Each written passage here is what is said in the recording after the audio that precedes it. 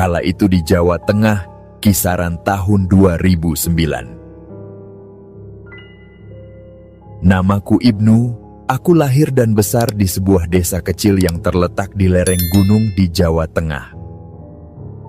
Desaku adalah salah satu desa paling terpencil di daerah ini, bahkan bisa dibilang sebagai desa paling ujung. Setelah melewati desaku, tidak ada lagi permukiman yang bisa ditemukan, hanya hutan dan pegunungan. Hawa dingin yang konstan menyelimuti desa ini membuatnya terkenal sebagai wilayah yang subur untuk bercocok tanam.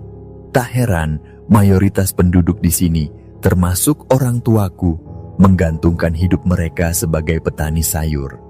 Kebun-kebun hijau berbaris rapi di lereng-lereng terjal, memberikan hasil bumi yang melimpah, meskipun harus berhadapan dengan kondisi alam yang keras. Setelah menyelesaikan pendidikan di jenjang SMP, aku terpaksa mengubur mimpiku untuk melanjutkan sekolah ke SMA. Jarak ke sekolah terdekat yang berada di kota memerlukan waktu tempuh lebih dari 1,5 jam dengan sepeda motor. Sayangnya, keluarga kami hanya memiliki 1 sepeda motor yang biasa digunakan orang tuaku untuk mengangkut hasil panen ke pasar. Jika aku menggunakan sepeda motor itu untuk sekolah, tentu saja hal itu akan menghentikan mata pencaharian keluarga kami. Kondisi ekonomi yang serba terbatas membuatku tidak punya pilihan lain. Orang tuaku tampak menyesal karena tak bisa memberiku pendidikan yang lebih tinggi, namun aku paham. Keadaan ekonomi keluarga kami memang sedang berada di bawah, dan aku tak ingin menjadi beban tambahan bagi mereka. Maka aku memutuskan untuk membantu di kebun dan bekerja setelahnya. Setiap hari, aku bangun sebelum fajar untuk membantu kedua orang tuaku di kebun. Rutinitas itu berlangsung hingga suatu pagi, ketika aku memberanikan diri meminta izin untuk pergi ke kota mencari pekerjaan.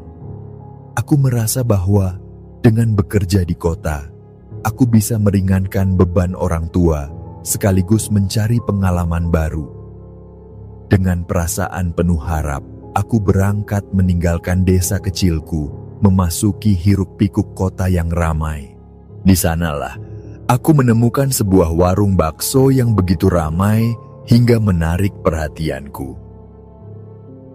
Ketika aku tiba di kota, mataku tertuju pada sebuah minibus yang masuk ke jalan kampung dengan pelang bertuliskan Bakso Pak Min. Tanpa pikir panjang, aku mengikuti minibus itu, penasaran dengan keramaian yang tampak mengelilingi tempat tersebut. Benar saja, setelah mengikuti jalan kecil sekitar 15 hingga 20 meter, aku menemukan sebuah warung bakso sederhana yang dikelilingi oleh puluhan kendaraan yang parkir di sepanjang jalan. Warung kecil itu penuh sesak dengan pelanggan. Di sepanjang bahu jalan, mobil-mobil terparkir hingga beberapa meter jauhnya. Pemandangan ini sungguh mencengangkan bagiku. Aku tak menyangka sebuah warung bakso bisa seramai ini, apalagi di kawasan kampung yang terpencil. Aku pun memutuskan untuk ikut mencoba bakso di warung tersebut, meski harus menunggu lama hingga mendapatkan tempat duduk. Setelah beberapa saat, akhirnya aku berhasil duduk dan memesan semangkuk bakso. Namun, ketika aku menyantap bakso itu, aku tidak menemukan sesuatu yang istimewa. Rasanya biasa saja, seperti bakso pada umumnya. Meski begitu, keramaian di warung itu membuatku penasaran. Apa sebenarnya yang membuat tempat ini begitu diminati? Setelah selesai makan, aku memanfaatkan kesempatan itu untuk bertanya kepada kasir tentang kemungkinan adanya lowongan pekerjaan. Pria di kasir itu menatapku sesaat sebelum bertanya, apakah aku memiliki pengalaman dalam berjualan bakso. Aku menggeleng, namun dengan rasa yakin, aku menjelaskan bahwa aku bersedia bekerja apa saja, Dia memintaku menunggu hingga warung sepi, dan aku pun duduk di pojok memperhatikan keramaian yang terus berlanjut hingga sore hari. Anehnya, meskipun warung itu kecil, dagangan mereka habis sebelum pukul 4 sore. Bahkan, beberapa pelanggan harus kecewa karena stok bakso telah habis. Saat akhirnya suasana mulai sepi, seorang pria bernama Pak Min, pemilik warung, menghampiriku dan mulai berbincang. Ia memperkenalkan diri dan istrinya, Mbak Murni, yang juga membantu mengelola warung. Keduanya adalah pasangan muda yang tampak bersemangat dan ramah. Mereka menawarkan pekerjaan kepadaku, tetapi dengan catatan bahwa aku hanya akan membantu di bagian luar, mengantarkan pesanan ke pelanggan.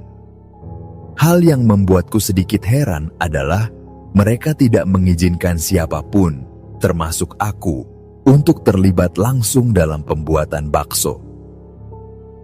Takut rasanya berubah, kata mereka sambil tersenyum. Meski merasa aneh, aku tidak banyak bertanya. Yang penting bagiku saat itu adalah mendapatkan pekerjaan. Aku pun menyetujui tawaran mereka dan segera mencari tempat kos yang dekat dengan warung, seperti yang disarankan oleh Pak Min. Setelah menemukan tempat tinggal sederhana, aku beristirahat dengan harapan bisa memulai hari esok dengan baik. Hari pertama bekerja berjalan cukup lancar. Aku mulai beradaptasi dengan lingkungan baru, meskipun ada beberapa hal yang membuatku merasa janggal. Dapur tempat memasak bakso terletak di bagian belakang dan tertutup rapat. Di depan pintunya, ada tulisan besar yang menyatakan bahwa hanya Pak Min dan Mbak Murni yang diperbolehkan masuk. Aku tidak terlalu memikirkan hal itu pada awalnya, namun semakin lama, rasa penasaran mulai mengusik pikiranku. Mengapa dapur itu begitu tertutup? Dan kenapa hanya mereka berdua yang boleh mengurus bakso? Setiap kali aku mengantar pesanan ke pelanggan, aku memperhatikan betapa disiplin Pak Min dan Mbak Murni dalam menjaga proses pembuatan bakso. Tidak ada satupun karyawan yang diizinkan menyentuh bagian penyajian, apalagi memasuki dapur. Kami hanya bertugas mengantarkan mangkuk-mangkuk yang sudah siap ke meja pelanggan. Meskipun demikian, aku memilih untuk tidak terlalu memikirkan hal itu. Sebagai anak baru, aku merasa tidak punya hak untuk bertanya lebih jauh, apalagi mencari tahu apa yang terjadi di balik dapur itu. Lagi pula, pekerjaan ini sudah cukup baik untukku, dan aku tidak ingin mengambil risiko kehilangan kesempatan ini.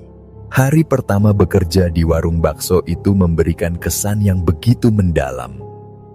Bukan hanya karena kesibukannya yang membuatku tak henti-henti mondar-mandir melayani pelanggan, tetapi juga karena intensitas kerja yang begitu tinggi di luar dugaan.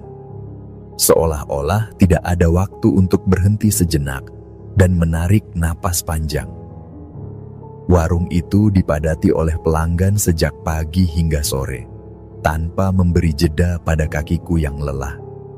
Sungguh pemandangan yang luar biasa, namun juga melelahkan. Dalam satu hari, warung itu bisa menghabiskan hingga 45 kg gilingan bakso. Angka yang begitu besar dan mencengangkan, terlebih lagi mengingat letak warung yang berada di tengah perkampungan kecil, jauh dari keramaian kota. Meski bakso yang kusantap rasanya biasa saja, kesuksesan warung ini tetap menjadi hal janggal bagiku. Pertanyaan-pertanyaan pun mulai bermunculan di pikiranku. Apa yang membuatnya begitu laris? Waktu terus berlalu dan sebulan sudah aku bekerja di sana. Tubuhku mulai terbiasa dengan rutinitas yang melelahkan, meski otot betisku terasa semakin kencang.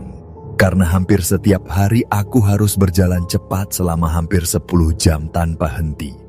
Namun, satu hal yang terjadi suatu siang membuat perasaanku mulai tidak tenang. Saat sedang mencuci mangkuk di belakang, tanpa sengaja aku melihat isi dapur tempat di mana kuah bakso dan bakso itu dibuat. Kulihat dari sudut pintu yang sedikit terbuka, Pak Min sedang membawa panci besar berisi kuah bakso yang mengepul panas. Pandanganku langsung tertuju pada Mbak Murni yang saat itu tampak mengangkat sesuatu dari dalam panci besar, memerasnya dengan kuat, lalu menyampirkannya di pundaknya. Pemandangan itu membuatku tersentak. Ada perasaan aneh yang menggelitik batinku. Mengapa harus ada sesuatu yang diperas dari dalam panci? Ketika Pak Min menyadari bahwa aku tengah mengintip ke dalam dapur, ia segera menutup pintu dengan cepat tanpa mengatakan sepatah kata pun. Aku yang merasa tidak enak segera kembali berfokus pada pekerjaan mencuci mangkuk-mangkuk kotor. Namun, rasa penasaran itu tak kunjung hilang. Ada sesuatu yang tidak beres. Pikirku, sesuatu yang tersembunyi di balik dapur itu. Tetapi, aku memilih untuk diam dan menenangkan diri. Lagi pula, aku hanyalah seorang karyawan baru di sini, dan tentunya tidak bijak jika aku terlibat terlalu jauh dalam urusan pemilik warung. Hari-hari berlalu, dan tidak terasa aku sudah bekerja 1,5 tahun di warung itu. Dan warung bakso itu tetap laris manis seperti biasanya. Hingga suatu hari, ketika aku berencana untuk mengambil libur, aku memutuskan membawa beberapa porsi bakso untuk keluargaku di rumah. Setelah menyelesaikan pekerjaan dan berkemas, aku segera pulang dengan hati yang senang, membayangkan keluargaku akan menikmati makanan yang kubawa. Namun, ketika mereka mulai menyantap bakso tersebut, keanehan kembali muncul. Ayahku yang biasanya tidak banyak komentar, tiba-tiba berkata bahwa rasanya semakin hambar. Kok rasanya makin lama tidak enak ya? Padahal tadi pas awal makan enak loh, ucapnya sambil meletakkan sendoknya. Tak lama kemudian, adikku juga menyuarakan hal yang sama. Iya Pak, punyaku juga tidak ada rasanya sama sekali.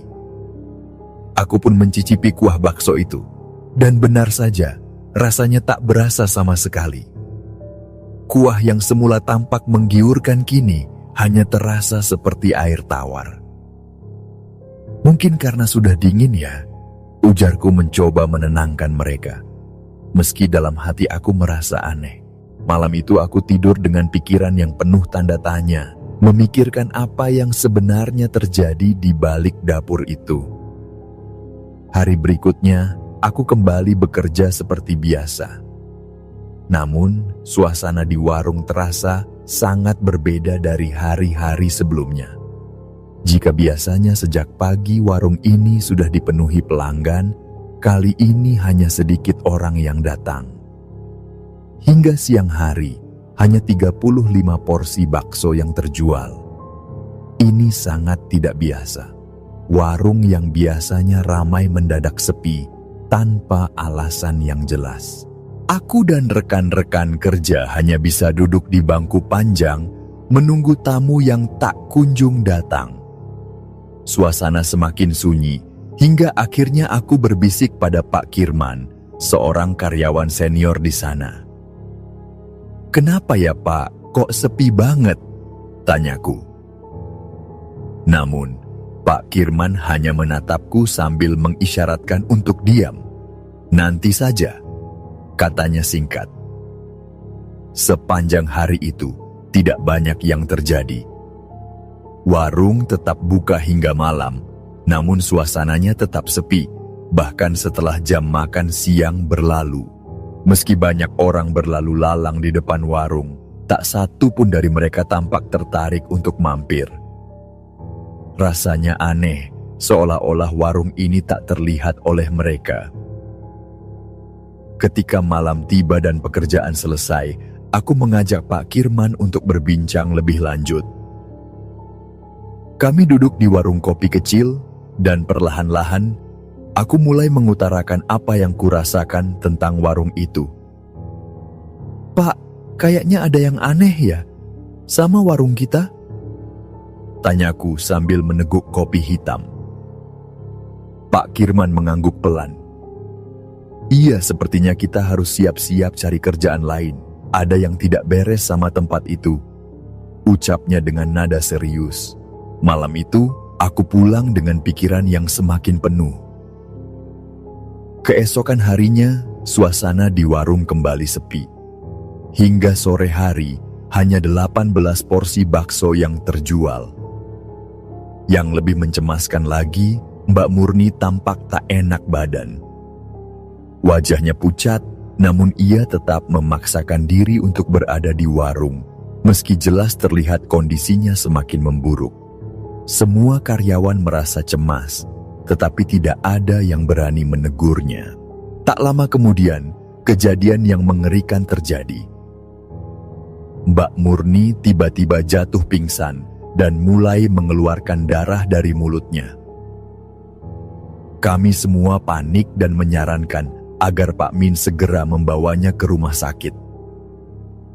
Namun, Pak Min tampak ragu sejenak sebelum akhirnya setuju untuk membawa istrinya ke mobil.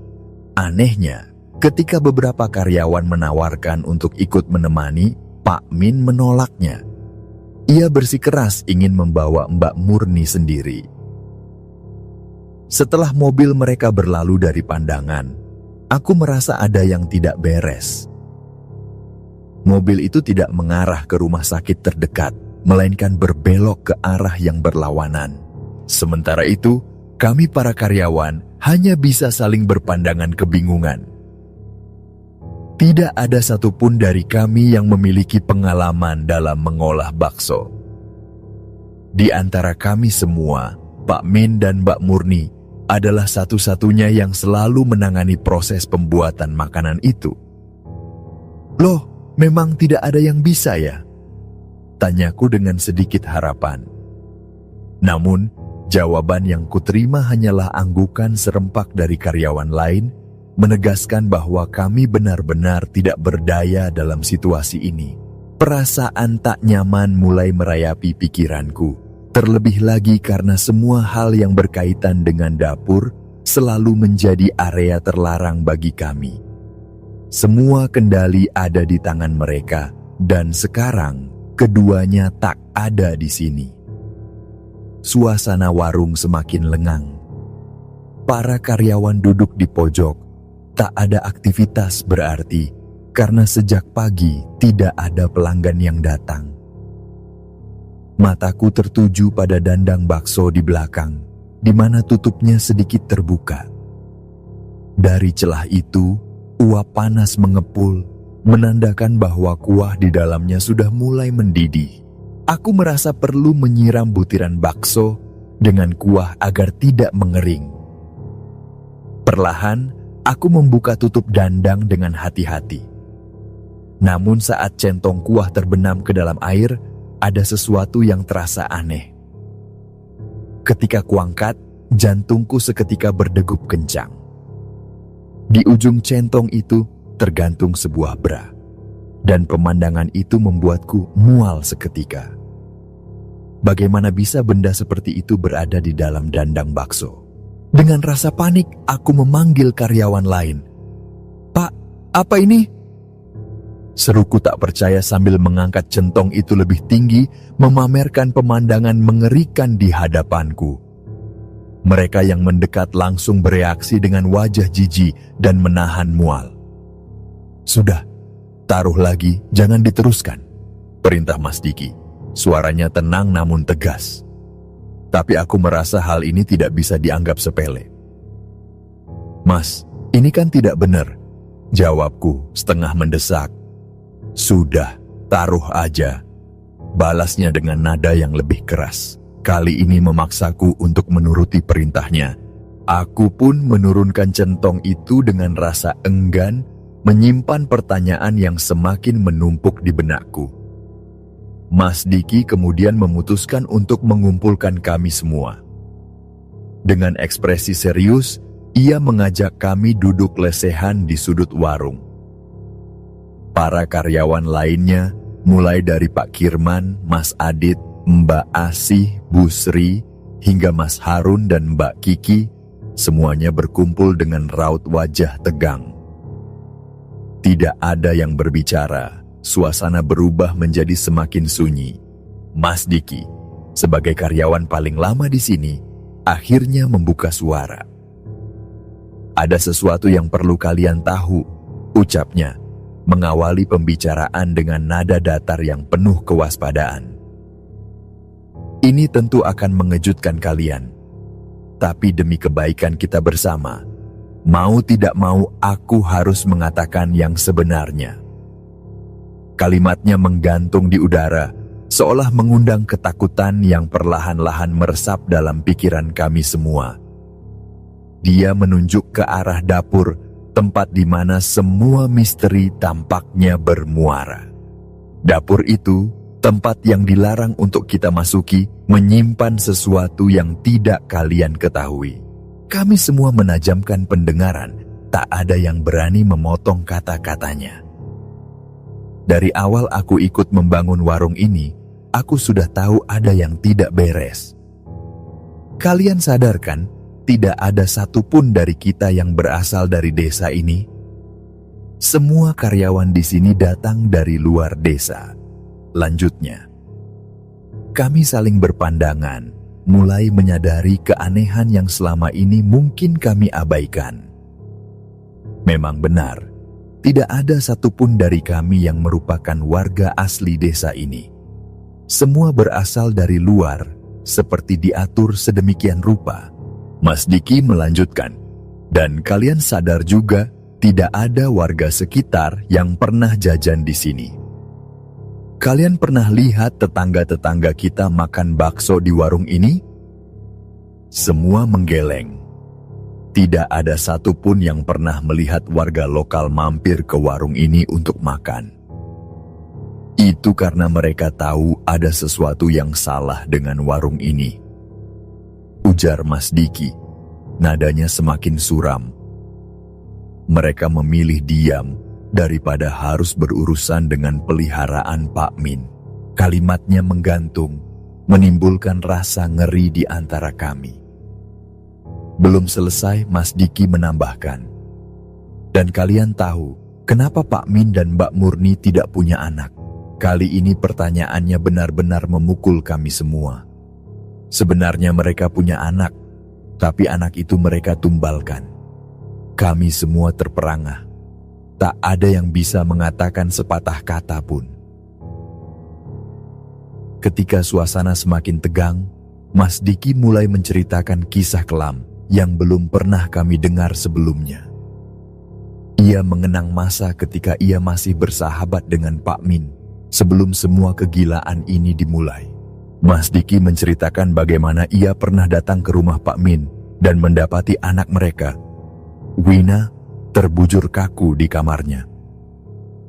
Seharusnya, kematian Wina menjadi momen penuh duka bagi keluarga itu. Namun, yang terjadi justru sebaliknya. Pak Min dan Mbak Murni tidak menunjukkan kesedihan sama sekali. Tanpa rasa duka, mereka malah meminta bantuan Mas Diki untuk menguburkan anak mereka secara rahasia. Dengan suara bergetar, Mas Diki melanjutkan, "Aku diminta untuk menggali lubang di pekarangan rumah mereka. Lubang yang cukup besar untuk menguburkan tubuh Wina. Setelah jasadnya dibungkus dengan kain kafan, aku melihat Mbak Murni melempar beberapa pakaian dalam ke dalam lubang yang sama. Aku ingin menolak, ingin berteriak, tapi tubuhku tidak bisa bergerak. Aku seperti terjebak dalam kekuasaan mereka. Dan saat semua selesai, mereka memberiku uang yang jumlahnya sangat besar untukku saat itu. Ini uang buat kamu karena sudah membantuku, dan satu lagi, aku ingin kamu kerja di sini. Kamu orang yang aku percaya. Mulai minggu depan, aku akan membuat warung bakso di pelataran rumah ini, dan kalau kamu mau, boleh ikut membantunya." Tapi aku ingin kamu kerja di warungku sebagai orang kepercayaanku. Aku akan gaji kamu 2 kali lipat dari karyawan yang lain. Jelas Pak Min yang tanpa pikir panjang, langsung Mas Diki iyakan. Ya mau bagaimana lagi, kondisi ekonomi keluarga Mas Diki juga sedang terpuruk. Apalagi pasangan suami istri itu memberikan uang 30 juta rupiah. Mas Diki mengakhiri ceritanya dengan perasaan getir. Pembangunan warung bakso Pak Min dimulai setelah kejadian mengerikan yang diceritakan oleh Mas Diki. Dalam kurun waktu 4 minggu, warung itu akhirnya berdiri kokoh di pelataran rumah Pak Min. Tak disangka, warung bakso itu segera menjadi populer. Setiap hari pengunjung terus berdatangan, bahkan ada yang rela datang dari luar kota untuk mencicipi bakso di warung kecil itu. Keberhasilan warung ini tampak seperti keajaiban, namun kami yang mengetahui rahasia di baliknya merasa ketakutan. Cerita Mas Diki tentang tumbal dan hal-hal mistis yang terjadi di balik dapur membuat kami semua bergidik ngeri. Saat itu, ketika Mas Diki hendak melanjutkan kisahnya, sesuatu yang tak terduga terjadi. Dari sudut mataku, aku melihat sesuatu yang mengintip dari balik pintu. Sosok itu tampak seperti pocong, dengan kain kafan lusuh yang mengelilingi tubuhnya. Aku seketika tersentak dan secara refleks mundur ke belakang, membuat tubuhku berbenturan dengan kursi di belakangku. Para karyawan lain yang sedang mendengarkan cerita Mas Diki juga langsung terkejut melihat reaksiku. Sontak aku pun berteriak dengan nada gemetar sambil menunjuk ke arah pintu tempat makhluk itu mengintip. Seketika mata para karyawan tertuju ke arah yang sama, dan mereka semua ikut mundur dengan wajah ketakutan. Pocong itu masih berdiri di sana, memandang kami dengan diam. Tidak ada yang bergerak atau bersuara, hanya tatapan yang penuh kengerian. Setelah beberapa saat, pocong itu perlahan bergerak, meluncur tanpa suara, lalu menghilang dari pandangan kami. Meski rasa takut masih menyelimuti kami, rasa penasaran segera mengambil alih. Dengan langkah hati-hati, kami berjalan mendekati pintu yang tadi menjadi tempat makhluk itu mengintip. Ketika kami membuka pintu lebih lebar, ruangan dapur yang selama ini tak pernah kami masuki terbuka di depan mata. Itu adalah tempat di mana bakso dan kuahnya dibuat, tempat yang selalu terlarang bagi para karyawan. Kami saling pandang merasa ragu. Tapi Mas Diki, yang tampak lebih tenang dari kami semua, berkata dengan nada tegas, "Ayo kita masuk." Sebagian karyawan, terutama Mbak Asih, Mbak Kiki, dan Bu Sri, memilih untuk tidak ikut. Mereka lebih memilih mundur dan keluar dari warung, mungkin terlalu takut dengan apa yang bisa mereka temukan di sana. Namun, para karyawan laki-laki, termasuk aku, Pak Kirman, Pak Yanton, dan Mas Diki, memberanikan diri untuk masuk. Langkah kami terasa berat, tapi kami tahu bahwa kami tidak bisa terus menghindari rasa penasaran ini. Perlahan, kami membuka pintu lebih lebar agar cahaya bisa masuk dan menerangi ruangan gelap itu. Apa yang kami temukan di sana membuat perut kami mual. Di berbagai sudut dapur, tergantung deretan bra yang terlihat seperti jemuran. Tapi yang lebih mengerikan, bra-bra itu tidak bersih. Mereka berlumuran lemak, lemak yang tampak jelas berasal dari kuah bakso yang mengental. Pemandangan itu membuat bulu kuduk kami meremang. Bagaimana bisa sesuatu seperti ini berada di dapur tempat makanan disajikan? Dengan napas tertahan, kami memberanikan diri untuk memeriksa lebih lanjut. Ketika kami membuka dandang besar di tengah dapur, isinya membuat kami bergidik. Benar saja, Bra-bra itu ternyata dimasak bersama dengan kuah bakso. Bau lemak yang menyengat memenuhi ruangan menambah kesan horor pada pemandangan di depan mata. Pak Nasrun yang berdiri di sampingku tidak bisa menahan emosinya. Berteriak sambil memegangi kepalanya, tak percaya dengan apa yang baru saja dilihatnya. Apa selama ini kita bekerja di warung yang pakai penglaris? Pak Yanton berkata dengan nada rendah. Matanya tak lepas dari dandang yang menjijikkan itu. Kami semua hanya bisa diam, tak tahu harus berkata apa. Pikiran kami masih terkejut dengan kenyataan yang kami hadapi. Ketika kami sedang fokus pada isi dandang itu, tiba-tiba terdengar suara samar dari belakang kami. Suara berderit pelan, seperti sesuatu yang bergoyang. Saat kami berbalik, apa yang kami lihat benar-benar di luar akal sehat. Di antara bra yang bergelantungan, ada sosok pocong kecil yang menggantung di balok kayu di langit-langit. Pocong itu berayun perlahan, seolah sedang bermain. Kain kafannya lusuh, penuh noda kotor, dan tubuhnya yang kecil tampak seperti mayat anak-anak yang sudah lama terkubur. Kami semua terdiam dalam kengerian yang tak terlukiskan. Tidak ada yang berani bergerak. Ketakutan kami pun memuncak. Tanpa pikir panjang, kami segera keluar dari dapur itu, menutup pintu rapat-rapat, dan meninggalkan ruangan penuh horor tersebut. Kami berlari keluar, berusaha menjauh sejauh mungkin dari tempat itu. Ketika kami akhirnya berhenti, napas kami terengah-engah dan wajah kami penuh ketakutan. Kita harus bersikap biasa aja kalau juragan datang, ujar Mas Diki dengan suara gemetar. Anggap saja tadi itu tidak ada. Namun, meski kami mencoba bersikap biasa, ketegangan di antara kami masih terasa kental. Hingga malam tiba, Pak Min dan Mbak Murni tidak juga kembali. Warung akhirnya kami tutup lebih awal dengan pemasukan yang sangat minim hari itu. Keesokan paginya, ketika kami datang ke warung untuk bekerja, kabar mengejutkan kembali datang. Kami menemukan Mbak Murni terbaring lemah di kamarnya. Tubuhnya seperti hanya terdiri dari tulang dan kulit, seperti seseorang yang kelaparan selama berminggu-minggu. Matanya tampak kosong, tanpa daya. Aku hanya bisa menggeleng tak percaya. Bukannya juragan punya uang banyak, apalagi punya warung bakso. Masa bisa kayak gini? Gumamku dalam hati. Hari itu, warung tidak buka.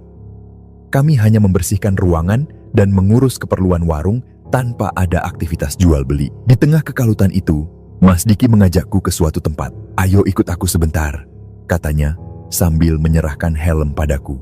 Tanpa banyak tanya, aku naik ke jok belakang motornya dan kami melaju ke suatu tempat yang belum ku ketahui. Kita mau kemana, Mas? Tanyaku, merasa penasaran. Kita ke Kiai Hamzah, jawab Mas Diki singkat. Pak Min mau tobat, dia mau membersihkan demit di rumah sama warungnya. Itu katanya tadi.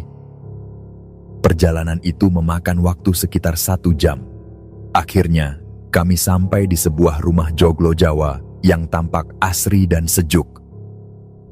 Pohon mangga besar menaungi halaman depan rumah, memberikan suasana yang tenang dan damai. Mas Diki mengucapkan salam dan seorang pria paruh baya dengan pakaian sederhana, mengenakan sorban dan peci hitam, menyambut kami. Dialah Kiai Hamzah, orang yang diharapkan bisa membersihkan gangguan gaib di warung dan rumah Pak Min. Setelah memperkenalkan diri, Mas Diki menceritakan maksud kedatangan kami. Kiai Hamzah mendengarkan dengan seksama, sesekali mengangguk tanda memahami apa yang diceritakan. Jadi, dia sudah kapok ya? Ucap Kiai Hamzah dengan suara tenang. Setelah berbicara panjang lebar, kami pun berpamitan. Kiai Hamzah berjanji akan datang setelah sholat Isya untuk membantu membersihkan warung dan rumah dari makhluk-makhluk gaib. Kami berterima kasih dan kembali ke warung. Malam itu, suasana di rumah Pak Min terasa begitu mencekam. Selepas salat Isya, kami semua para karyawan berkumpul di sana sesuai pesan Kiai Hamzah. Kami duduk berjajar di ruang tamu dengan perasaan was-was. Langit di luar tampak pekat, seakan mendukung aura suram yang melingkupi rumah ini. Sekitar pukul 8:30 malam, Kiai Hamzah akhirnya datang bersama beberapa orang yang tampak seperti santri atau pengikutnya. Baru saja Kiai Hamzah menginjakkan kaki di teras, tiba-tiba terdengar jeritan melengking dari dalam rumah. Itu suara Mbak Murni. "Kenapa kamu kesini?" Teriaknya dengan suara yang terdengar begitu garang dan serak, jauh berbeda dari suara biasanya. Teriakan itu memenuhi setiap sudut rumah, membuat kami semua terdiam dalam ketakutan. Suara itu begitu keras, seolah berasal dari mulut orang yang bukan dirinya. Kiai Hamzah yang mendengar teriakan itu segera melangkah cepat menuju kamar di mana Mbak Murni berada. Tak lupa, beliau mengucapkan salam sebelum memasuki rumah. Namun, saat beliau mendekat, pemandangan yang terjadi begitu mengerikan. Mbak Murni yang seharusnya lemah dan tak berdaya, tiba-tiba mundur dengan ketakutan, seakan ingin melarikan diri dari Kiai Hamzah. Jangan ganggu mereka. Mereka sudah aku kasih kekayaan, tumbal mereka kurang, dan aku akan mengambil nyawa orang ini untuk jadi permaisuriku. Teriaknya dengan suara serak besar, jauh dari suara wanita lemah yang kami kenal. Kami semua tahu, suara itu jelas bukan milik Mbak Murni. Itu adalah suara jin yang menunggangi tubuhnya. Kami yang berada di ruang tamu hanya bisa terpaku menyaksikan dengan cemas. Sesuai instruksi Kiai Hamzah, kami disuruh duduk bersama di ruang tamu sambil membaca surat Yasin. Beberapa santri yang datang bersama beliau mulai memimpin bacaan doa, sementara kami mengikuti dengan suara gemetar. Kiai Hamzah sendiri tetap berada di kamar bersama Mbak Murni, membaca doa-doa yang kami tak mengerti, sambil sesekali menunjuk ke arah wanita malang itu. Namun, yang terjadi selanjutnya lebih mengerikan dari yang kami bayangkan. Dari pintu kamar, kami melihat Mbak Murni merayap di dinding, seperti cicak, tubuhnya melengkung tak wajar, sementara mulutnya terus berteriak histeris. Pemandangan itu membuatku tersentak, sampai-sampai aku merapatkan tubuhku ke punggung Pak Yanton yang duduk di sebelahku. Kengerian itu begitu nyata. Bacaan surat Yasin semakin keras, namun begitu juga teriakan yang keluar dari mulut Mbak Murni. Suaranya bergema di seluruh ruangan, menciptakan suasana yang semakin menegangkan. Ketika Kiai Hamzah akhirnya memegang kepala Mbak Murni dengan lembut, tubuhnya tiba-tiba terkapar tak berdaya di lantai, seolah kekuatan yang merasuki tubuhnya perlahan menghilang. Setelah suasana sedikit tenang, Kiai Hamzah memanggil kami untuk membantu mengangkat tubuh Mbak Murni dan meletakkannya kembali di ranjang. Saat aku masuk untuk membantu, pemandangan di dalam kamar membuat bulu kudukku meremang. Dinding kamar penuh dengan cakaran. Ada bekas-bekas cakaran di mana-mana, bahkan lantai semen pun terlihat rusak di beberapa bagian, seolah ada kuku tajam yang menggoresnya. Kami semua merasa lelah, baik fisik maupun mental, setelah menghadapi kejadian mengerikan ini. Ketika kami kembali ke ruang tamu, suasana sunyi yang menyelimuti rumah semakin membuat Pak Min tak mampu menahan emosinya. Dia menangis tersedu-sedu, air mata tak henti mengalir di pipinya. Tangisannya pecah, penuh penyesalan dan ketakutan.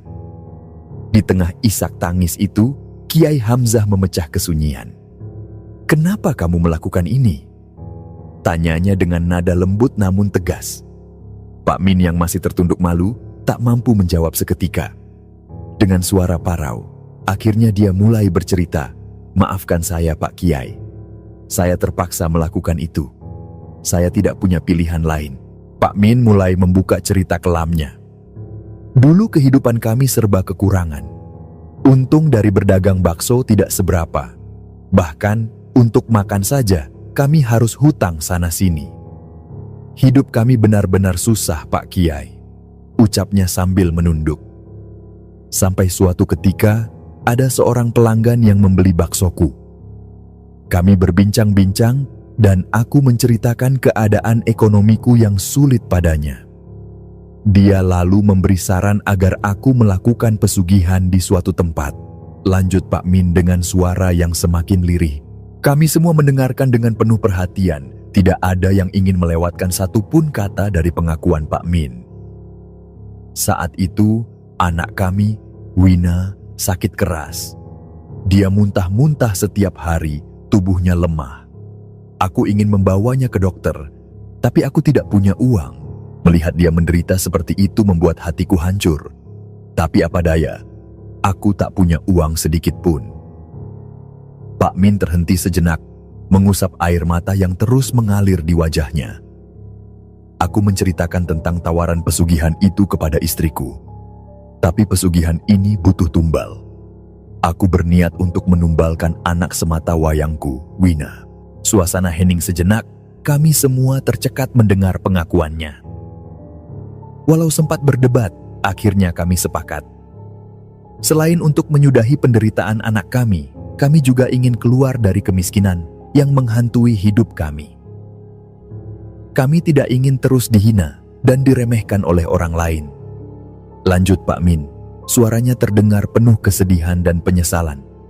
Kami mendatangi dukun itu dan dia menerima tumbal anak kami. Dia memberikan kain kafan untuk mengkafani tubuh Wina. Setelah dikubur di bawah warung, pocong dan bra-bra itu harus diletakkan di dapur bersama kuah bakso untuk memperkuat cita rasa. Pak Min menutup wajahnya dengan kedua tangannya, menggigil karena rasa bersalah. Semakin hari dagangan kami semakin laris, tapi genderuwo itu terus menuntut tumbal. Kami tak memenuhi permintaan tumbal berikutnya, hingga akhirnya istriku ditunggangi olehnya. Dia ingin istriku menjadi permaisurinya, ucap Pak Min dengan tangisan yang semakin dalam. Kiai Hamzah mengangguk, tampaknya sudah memahami sepenuhnya apa yang terjadi. Bersekutu dengan jin itu tidaklah benar. Meski pada awalnya terlihat manis, pada akhirnya akan menjadi petaka. Jin penuh dengan tipu daya. Untuk saat ini, istrimu aman, tapi jin itu masih ada di sini, ujar Kiai Hamzah. Suaranya tegas. Boleh saya melihat dapur? Pak Min mengangguk setuju. Dengan diiringi beberapa orang santri, Kiai Hamzah mulai berjalan menuju dapur. Kami semua mengikuti dengan langkah hati-hati.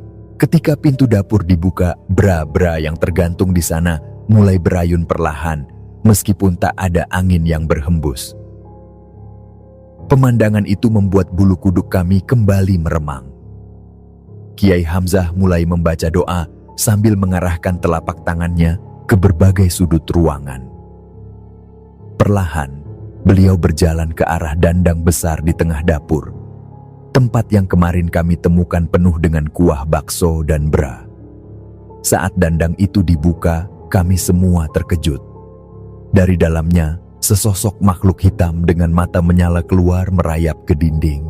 Makhluk itu berteriak nyaring, seperti suara babi yang sedang dijepit. Tubuhnya mendidih, mengeluarkan cairan yang berbau seperti kuah bakso. Aku mundur beberapa langkah, ngeri melihat pemandangan itu. Pak Min tampak biasa saja, mungkin karena ia sudah terbiasa melihat makhluk itu setiap hari. Makhluk itu terpojok di sudut dapur, terperangkap dalam jaring doa yang diciptakan oleh Kiai Hamzah. Dengan bantuan beberapa santri, makhluk itu akhirnya berhasil ditangkap. Tapi Kiai Hamzah belum selesai. Mas, tolong ambilkan cangkul, perintahnya. Aku segera bergegas ke gudang untuk mengambil 2 cangkul, menyerahkannya kepada beliau. Tolong gali di sini, perintah Kiai Hamzah sambil menunjuk ke tanah di pojok dapur. Aku dan Pak Nasrun terus menggali tanah di sudut dapur sesuai dengan perintah Kiai Hamzah. Proses menggali tidaklah mudah, butuh waktu lebih lama dari yang kami perkirakan. Namun akhirnya, setelah beberapa saat, kain kafan mulai terlihat di antara tanah yang berantakan. Pak Kiai, ini apa ya? Tanya Pak Nasrun dengan napas tersengal-sengal sambil menunjuk ke arah kain kafan yang tampak samar di bawah lapisan tanah. Kiai Hamzah segera mendekat, matanya menatap tajam kain yang baru saja terlihat itu. "Tolong angkat dan bawa ke sini," ucapnya dengan tenang. Sebelum kain kafan itu diangkat, Kiai Hamzah mulai melantunkan doa-doa dengan suara yang lantang dan penuh khidmat. Doanya bergema di seluruh ruangan, menciptakan suasana yang semakin sakral. Perlahan kain kafan itu diangkat, dan di bawahnya terungkaplah sebuah jenazah yang masih terbungkus rapat dalam kain kafan. Setelah jenazah itu diletakkan di hadapan Kiai Hamzah, beliau meminta kami untuk keluar dari dapur, meninggalkannya sendirian untuk menyelesaikan prosesi ini. Aku dan para karyawan lainnya terdiam di luar dapur, menunggu dalam ketegangan. Dari balik pintu tertutup, terdengar suara gemuruh yang datang entah dari mana. Panci-panci jatuh ke lantai, pintu berderit keras, seperti diterpa badai, dan suara aneh yang tak bisa kami jelaskan bergema dari dalam. Suara-suara itu semakin kencang, membuat bulu kuduk kami berdiri. Di depan rumah, beberapa warga yang penasaran mulai berkumpul, mencoba melihat apa yang sedang terjadi di dalam. Namun mereka tidak berani mendekat, hanya berdiri di kejauhan dengan wajah cemas. Suaranya semakin memuncak, hingga tiba-tiba semuanya menjadi hening. Tak ada lagi suara yang terdengar dari dapur. Kami hanya bisa menatap pintu itu dengan perasaan campur aduk antara takut dan penasaran. Tak lama kemudian, pintu dapur terbuka perlahan. Kiai Hamzah keluar dengan wajah tenang. Di tangannya ia memegang pocong kecil. Tubuh mungil itu terbungkus kain kafan lusuh. Dan meskipun berukuran kecil, aura menyeramkan terasa kuat dari makhluk tersebut. "Mas, tolong buatkan lubang di halaman depan dan belikan bunga setaman," perintah Kiai Hamzah dengan tenang, sambil meletakkan pocong itu di sebuah kursi panjang di dekatnya. Aku dan Pak Nasrun segera bergerak tanpa banyak bertanya. Kami mulai menggali tanah di halaman rumah sambil Mas Diki pergi ke pasar untuk membeli bunga sesuai permintaan Kiai. Proses penggalian terasa seperti beban berat, tak hanya karena fisik, tetapi juga karena mental. Kami sudah lelah oleh semua kejadian malam ini. Setelah lubang selesai, Mas Diki kembali dengan bunga setaman di tangannya. Pak Min, dengan wajah penuh penyesalan, membopong pocong kecil itu ke arah kami. Aku dan Pak Nasrun yang masih berada di dalam lubang menerima jenazah kecil itu dengan hati-hati. Ketika pocong itu diletakkan di liang lahat, terasa begitu ringan, mungkin beratnya tidak lebih dari 2 kilogram. Jenazah itu adalah anak mereka, Wina, anak sematawayang yang telah menjadi korban tumbal pesugihan. Perasaan haru dan sedih menyelimuti hati kami, terutama saat kami menguruk tanah untuk menguburnya kembali, menaburkan bunga setaman di atasnya, dan melanjutkan prosesi dengan penuh kehormatan. Setelah prosesi selesai, kami membersihkan diri. Di ruang tamu, Kiai Hamzah dan para santri sedang berdoa dengan penuh khidmat. Suara mereka lembut namun penuh makna, seolah mengusir sisa-sisa kegelapan yang masih menyelimuti rumah itu. Sekitar pukul 12 malam, semua ritual telah selesai. Kiai Hamzah dan rombongannya berpamitan untuk pulang. Sebelum mereka pergi, Kiai Hamzah berpesan kepada Pak Min, warung dan dapur ini harus dibongkar hingga pondasinya. Tempat ini sudah ternodai dan tidak ada pilihan lain selain memusnahkannya. Pak Min, yang masih terguncang, langsung menyetujui perintah itu tanpa ragu. Keesokan paginya, suasana berbeda sudah terasa di rumah Pak Min. Ketika aku tiba di warung, para karyawan sudah berkumpul di halaman. Pak Min berdiri di depan kami, menundukkan kepalanya dengan wajah penuh penyesalan. "Maafkan saya teman-teman," ucapnya dengan suara serak. "Saya sudah mempekerjakan kalian di tempat yang hina ini. Terima kasih atas bantuan kalian selama ini dan juga atas apa yang terjadi tadi malam. Mungkin ini akan menjadi pekerjaan terakhir kalian, membongkar tempat terkutuk ini. Kami semua memaafkannya. Meskipun warung ini bersumber dari penglaris yang menyesatkan, aku tetap bersyukur. Berkat pekerjaan ini, aku bisa menabung cukup banyak uang. Mengenai uang itu haram atau halal, aku serahkan sepenuhnya kepada Tuhan. Yang penting, niatku selalu lurus selama bekerja di sini. Pembongkaran warung dimulai segera setelah itu. Kami membongkar setiap sudutnya, dari warung hingga dapur. Tak ada yang tersisa, bahkan pondasinya ikut dihancurkan. Anehnya, tak satu pun warga sekitar yang mendekat untuk membantu. Mereka hanya mengamati dari kejauhan, mungkin karena mereka tahu warung ini penuh dengan hal-hal gaib. Dalam satu hari, kami berhasil meratakan bangunan itu hingga tak ada yang tersisa. Hari berikutnya, kami membersihkan puing-puing yang berserakan dan beruntung ada warga yang bersedia mengambil puing-puing itu untuk menguruk tanah di pinggiran jurang. Setelah semua pekerjaan selesai, Pak Min kembali mengumpulkan kami. Kali ini, dia membawa amplop untuk setiap karyawan. Ini pesangon untuk kalian, masing-masing 15 juta rupiah. Ucapnya dengan lirih. Mungkin kalian menganggap ini uang haram karena berasal dari pesugihan. Tapi aku ingin kalian tahu, uang ini juga hasil dari kerja keras kalian. Soal halal atau haram, biarlah Tuhan yang menilainya. Kami semua menerima pesangon itu dengan hati yang berat. Tidak ada yang tahu pasti bagaimana harus merasa. Saat kami berpamitan, kulihat Mbak Murni sudah pulih meski tubuhnya masih kurus kering. Setidaknya wajahnya tidak lagi pucat seperti beberapa hari yang lalu. Kami saling berjabat tangan, mengakhiri babak yang mengerikan dalam hidup kami. Cerita ini selesai sampai di sini. Dan ada kabar terbaru tentang Pak Min dan Mbak Murni. Sekarang, Pak Min bekerja sebagai tukang sapu di jalanan. Sedangkan Mbak Murni tinggal di rumah menjaga 2 anak kembar mereka yang baru lahir. Kehidupan mereka jauh lebih sederhana, tapi sepertinya mereka telah menemukan kedamaian. Sedangkan aku, berkat ilmu dan pengalaman selama bekerja di warung bakso, aku sekarang membuka warung bakso kecil di desaku sendiri. Warung itu hanya beratapkan terpal, tapi setiap hari ada saja pelanggan yang datang, meski tak terlalu ramai. Aku bersyukur atas apa yang telah aku pelajari. Meski warung ini sederhana,